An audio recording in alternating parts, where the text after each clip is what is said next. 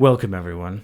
Today I want to talk about the Tamron 35mm f2.8 OSD Di3 lens. This is not a new lens. It came out in January of 2020, but in fact that's kind of why I want to talk about it now, a little over 2 years later. I feel like a lot of the reviews that originally came out for this lens were talking about it on the original version 1 firmware, and as to be expected, after you have several iterations of new firmware, things can change.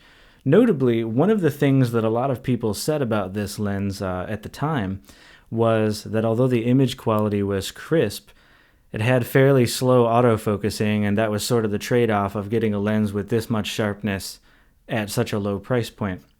And I did get this lens used and confirmed when I got it that it did have the version 1 firmware on it, so I used it a bit just to see, and indeed the autofocus was a bit slow. I don't think unusably slow.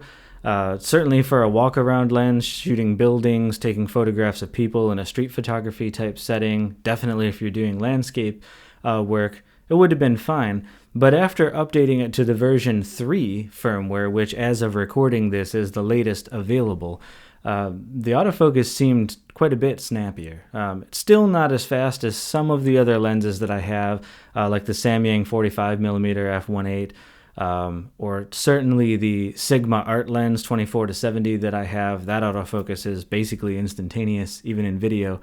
But again, for general types of things, taking photos of the dog, the family inside, I didn't actually have any trouble with this. The autofocus motor seemed much snappier after the firmware update. Second, I'll talk about the image quality as well and show you some images that I took outside at a park to give you an idea of what this lens can do.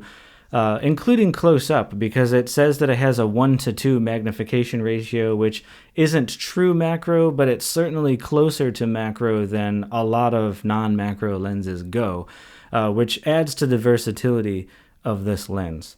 As far as walking around and letting the autofocus lock onto different objects as I went, it actually seemed to do a pretty good job of doing that, hitting trees, hitting subject that was clearly what I wanted to get. If I did touch to focus on the LCD, it was pretty snappy at that as well. Occasionally there was a little bit of hunt for it to find the spot, so it's not entirely reliable. That's why you wouldn't want to use this for fast action shots.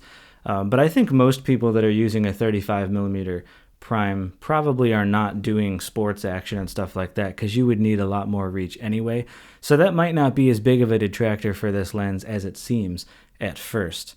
I did do a test with video on it out in the park of getting really close to a stone pillar and then moving the camera away, pointed at distant trees and then back, and went back and forth just to see how fast it would do that. It was a little inconsistent even with the firmware update. Sometimes it did that very quickly, and I was impressed, and there were 1 or 2 times when I was pulling back and forth that it never seemed to grab the tree's focus for several seconds. So if you have face tracking on, it would probably do a better job. It may have just had trouble understanding what the subject was as I went back and forth. So again, this is probably not a video lens unless you're doing a talking head style like this, where you're pretty much just going to be focused on one object that's not doing a whole lot of back and forth moving. Now, as we'll look at some images here, as I walked through a memorial park near where I am, you can see I took a flag shot up at the blue sky. There was plenty of light. I was able to go to f5.6 here. They came out very sharp. I was very impressed with that. The sky still looked nice. I took some photos of a forest. This one I went to f11.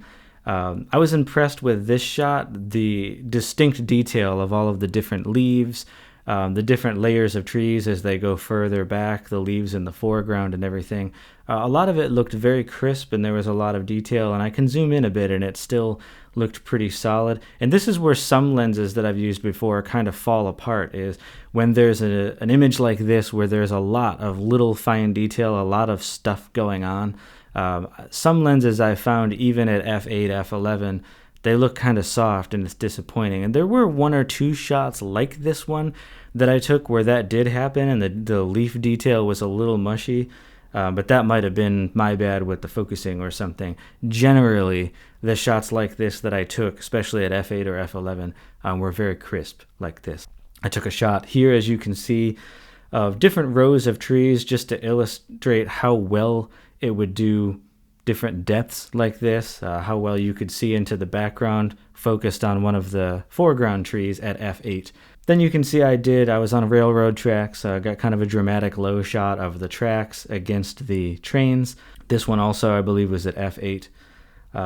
Good detail here, nice amount of sharpness in the trains.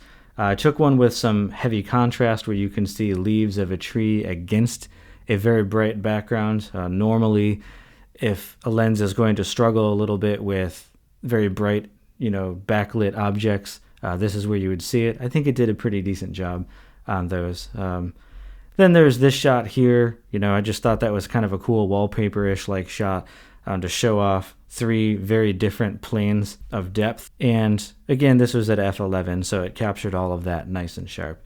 Then you can see some closer up shots that I got to show off its close-up capabilities that it talks about for this lens. And at f5, 6, or f8 is what you're going to need at a minimum for this kind of distance, because obviously you're so close up to something that the depth of field is very shallow even at higher f-stops. The text here that you can see was pretty sharp, but it fades off pretty quickly because of the angle I was at, so you have to be conscious of that. And of course I did also get real close up to this bronze impression of a soldier, pretty close. I was only a couple inches away when I took this, so it does a good job of focusing on that and filling up the frame with it. I believe I was at f8 to do that. Here is that same view zoomed out a little bit, just so you can appreciate the difference and how close I was. And then here's a close-up shot of some deer tracks in the sand near a volleyball court that is obviously not being used at the moment with the weather. So a good detail there. It resolved the sand pretty well. Everything looked fairly distinct. In terms of sharpness, this lens at the price point, I think, gives you quite a bit for the money. Unlike some of the reviews that talked about it before, which obviously were kind of focused on the autofocus slowness, I believe that's been resolved to some degree. It's still not as fast as, other lenses, but like I said, for walking around, I think it's plenty fast enough. Really, what is a detractor from me using this lens is that it doesn't open as wide, aperture-wise, as primes normally do. It's not at all unusual to find primes that will go to f1.8, even in this price range. Yeah, you do often have to pay quite a bit more to get f1.4, f1.2, but to get a prime that only opens to f2.8 is sort of unfortunate, because I have for instance, a Sigma Art 24-70 that will open to f2.8. That's an incredibly sharp lens, and it has the ability to go to 35mm. So really, I believe that lens is sharper than this one, and their maximum aperture is the same. And so for me, the only reason to ever put this on my camera would be because of how light and small it is for walking around, versus that 24-70 art lens is a bit heavy. It's about 880 grams. This is only a couple hundred grams. There's a big weight difference, but it's a shame with this prime that really for me the only advantage is weight. Normally on primes like my Samyang 45mm f1.8, obviously there would be a reason for me to put that on instead of my art lens, because sometimes the f1.8 is really useful for portraits and things, and it makes a big difference. I understand that probably part of the decision to go with f2.8 was to keep this lens affordable and to keep it small, but that to me would be something, if you're considering this lens, to really think about before you make the plunge is, are you a person that's just largely walking around shooting buildings, shooting street photography, doing landscapes?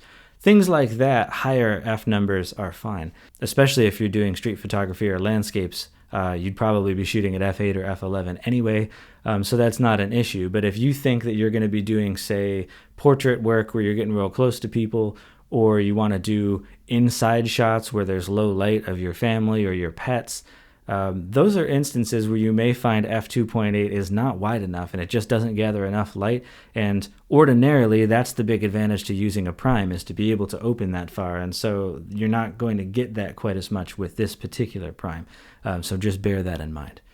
I think this lens is ideal for someone who just likes a nice light walk-around lens, either for street photography, general photography. If you're going to mount it on a tripod, and especially if you're doing manual focusing, you could use it for that. If you're doing product photography, it would be a great choice for that because it's sharp. It has that 1:2 magnification ratio, which, again, while not a true macro lens, definitely comes closer to it than your average lens does. And often in product photography, you're manually focusing anyway, and so the somewhat slow autofocus of this lens is a non-issue because you're going to be manually focusing anyway.